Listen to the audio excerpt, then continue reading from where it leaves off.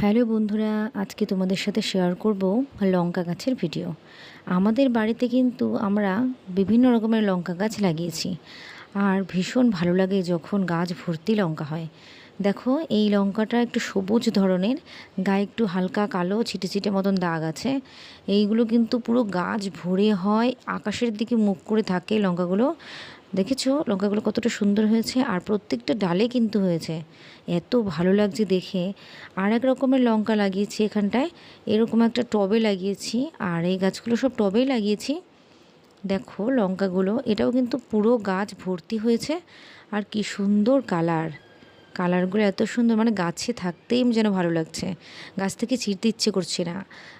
তো এই লঙ্কাগুলো হচ্ছে কি বলো তো, এত ঝাল, গাছ থেকে ছিঁড়তে ইচ্ছে করে না, কারণ গাছে থাকতেই যেন বেশি ভালো লাগে।